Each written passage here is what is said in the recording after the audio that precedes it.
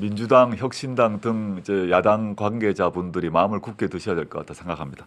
지금 검찰총장 바뀐단 말입니다. 네. 지금 이원석 검찰총장은 이제 바보가 됐거든요. 바보가 됐죠. 아무도 그 말을 듣지 않을 것입니다. 네. 인데도 이미 불구하고 끌고 있습니다. 게시판에는 쓰지 않고 있습니다만은 그러니까. 웬만한 부장검사급들은 좀 치욕적으로 생각하죠. 그렇게 국민들이 이번 이 검찰 인사를 보고 윤석열 대통령의 속내가 무엇인지 한 번 더 확인했다고 생각하고 특검법 발의, 그 다음에 이제 각종 검찰개혁 법안, 수사기소 분리 등에 대한 정당성을 국민들 여러분이 다시 한번 확인하셨다 생각합니다. 그러니까요. 그렇게 믿고 있고 또 한편으로는 불안하기 때문에 생각합니다. 그렇겠죠. 이런 비난이 없을 거라고 생각한다면 멍청한 거 아니겠습니까? 근데 그럼에도 불구하고 그만큼 이거는 막아야겠다라는 생각을 하고 있다고 보는 거죠. 특히 같아요. 도이치모터스가 뚫히게 되게 되면 어떻게 이제 벌어질지 모르는 상황이 발생을 할 것이고 또 최혜병 특검법도 마찬가지로 연속으로 이어지기 때문에 초기에 무리수를 해서 완전히 막아버리자 이런 선택을 한 것이라고 그런 봅니다. 것 같아요. 그러니까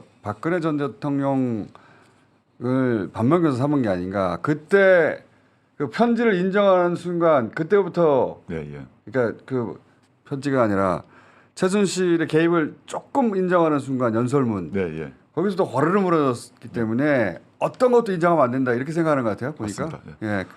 이제 강대강으로 갈 수밖에 없는 선택을 윤석열 정권이 했다고 봅니다. 그러니까 이 전쟁의 서막이 열린 거 아닙니까 지금? 이미 지금 선택의 여지를 야당에게는 선택의 여지를 주지 않았고 윤석열 대통령은 남은 거는 지금 국민의힘이 그렇게 세게 도와주지 않을 거 아닙니까? 그렇겠죠. 남은 거는 새로 진용을 짠 검찰의 손을 빌 것이다. 거기가 마지막 수비 라인이다 네. 하고 성벽을 쌓는 거예요 지금. 지금 검찰총장 바뀐단 말입니다. 네. 지금 이원석 검찰총장은 이제 바보가 됐거든요. 바보가 됐죠. 아무도 그 말을 듣지 않을 것입니다. 네. 새로운 총장 하나 앉히고 실제 중앙지검장은 자신이 총장 시절에 대변인이었던 네. 전주지검장을 데리고 왔어요. 예.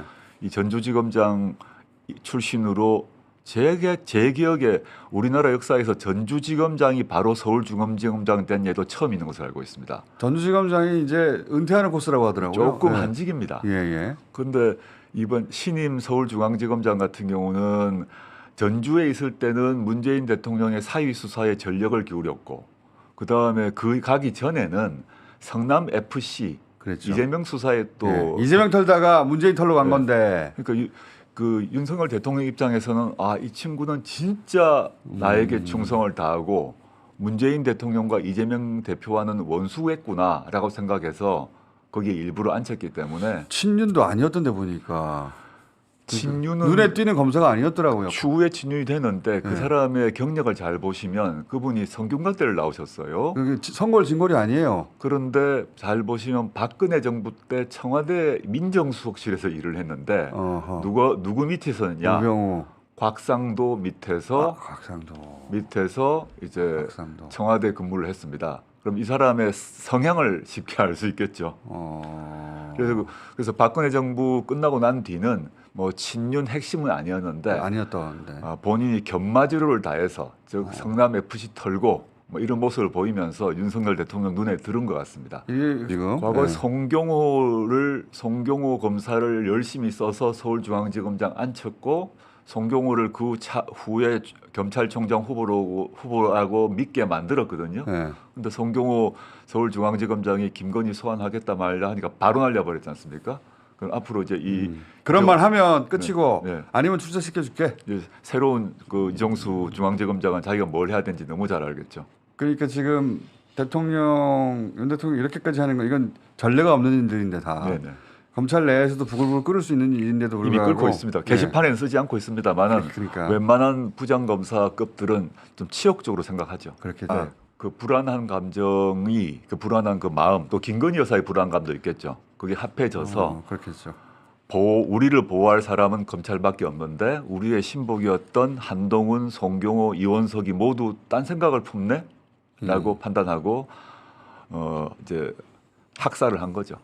레임덕의 마지노선을 검찰에다 친 거예요 지금. 예, 맞습니다. 그리고 이제 야당하고 거기서 격돌하겠죠. 네, 격돌을 하면 야당 관련 수사도 선거법이고 뭐든 마구 진행할 가능성이 있다. 그러니까 앞으로 6개월은 전쟁 난다고 봐야 돼요 지금. 그래서 저는 강대강으로 연말까지 간다 봅니다. 예, 그 6개월 이내 무슨 일 나도 하나도 이상하지 않은 6개월이 될 수도 네, 있는데 네, 그죠? 올 겨울에 또 네. 촛불이 거리를 덮을지도 모르겠는데. 민주당, 혁신당 등 이제 야당 관계자분들이 마음을 굳게 드셔야 될 것 같다 생각합니다. 이렇게 그렇게 윤석열 대통령이 총선 이후에 민심을 받아서 국정 기조를 바꾸기는커녕 민심을 엎어버리겠다라는 결심을 한 것이고 그 결심이 검찰 인사로 선명하게 드러났다 생각합니다. 그러니까 이게 이제 그 김건희 특검법은 자신의 배우자에 대한 수사를 막는 거고 그렇죠. 그 최혜병 특검법을 거부하는 것은 자신의 혐의에 대한 수사를 막기 위해서 거부권을 행사하는 건데 그렇지. 이게 이제 조금 어려운 말로 법학 어려운 말로 거부권 행사의 내재적 한계라는 개념이 있습니다. 내재적 한계. 어려운 말이네요. 어려운 말이죠. 예.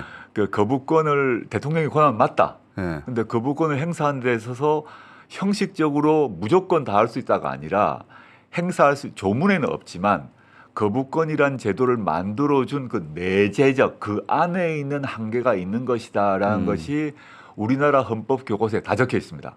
그리고 그 거부권 대통령 권한 맞는데 함부로 막 행사하면 안 돼 이런 말인데. 그 말이죠. 예. 특히 이제 거부권 행사를 하는 데 있어서 이런 자기 자신의 범죄 혐의 또 자신의 가족의 범죄 혐의를 그 덮기 위해서 또 수사를 막기 위해서 거부권 행사하는 것은 내재적 한계를 침해하는 것이므로 위헌이다.